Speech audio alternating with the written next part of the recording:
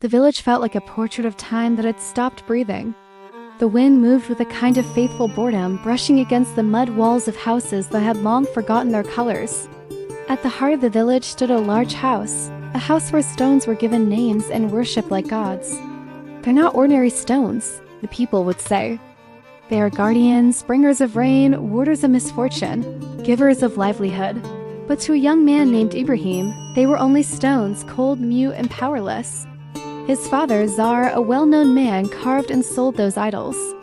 His hands were as skilled as a sculptor's, yet his heart was bound to the silence of what he made.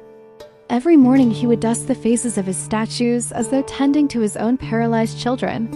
And every evening he bowed before them, a devotion that to Ibrahim felt strange, almost tragic, to worship something that could not even chase a fly from its nose. Sometimes Ibrahim stood in the corner, watching his father bow to stone. It felt like watching a play performed too many times. How could it be, he wondered, but a man worships what his own hands have created? At night, when the village sank into sleep, Ibrahim often walked out beneath the sky. The heavens above his village were quiet and dark, yet that was where the world seemed to speak to him. He saw the stars, the moon, the sun, each appearing and fading in a rhythm as calm as breath. And from that silence, he learned something no teacher could ever teach. That truth does not always come from a loud voice, but sometimes from the stillest thing in the sky. One day, when the village celebrated a great festival, everyone went out. Laughter, shouts, and the scent of roasted meat filled the air. His father asked him to join, but Ibrahim refused with a simple answer, "I am not well." And indeed, there are illnesses that only those who think too deeply can feel. When everyone had gone, Ibrahim entered the great house. The air inside was cold and hollow, like the chest of someone who had lost their faith. He walked slowly among the idols, great stones with half-finished faces, their eyes carved wide but empty. Before them lay offerings, bread, fruit, water, meat, all stale and crawling with flies. Ibrahim smiled faintly. "Do you not eat?" he said. "Do you not drink? Do you not speak?" No answer, of course. Only the echo of his own voice bouncing off stone walls.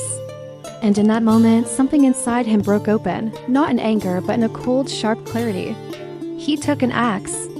In the vast silence, he struck down the idols one by one. Each blow sounded like a sentence of truth long suppressed.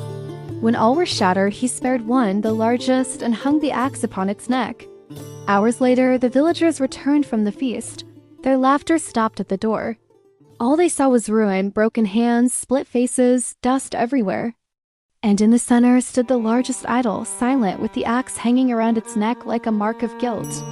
"Who did this to our gods?" someone cried. Then a name surfaced, a name that people always whispered with discomfort. Ibrahim. They brought him before the wreckage. His face was calm, like someone who already knew all the answers before the questions were asked. "Was it you?" they demanded. Ibrahim looked at the great idol and said lightly, almost playfully, "Not me. Perhaps the big one did it.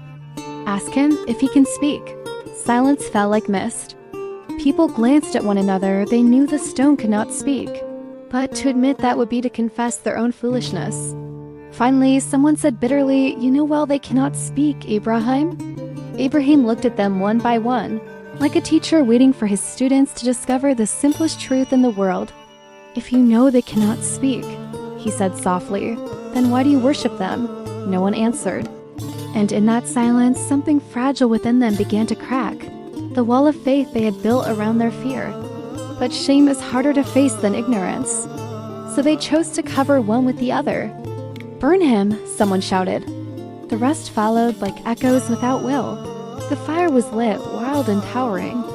People said, "Behold, the gods take their revenge." Ibrahim was thrown into it.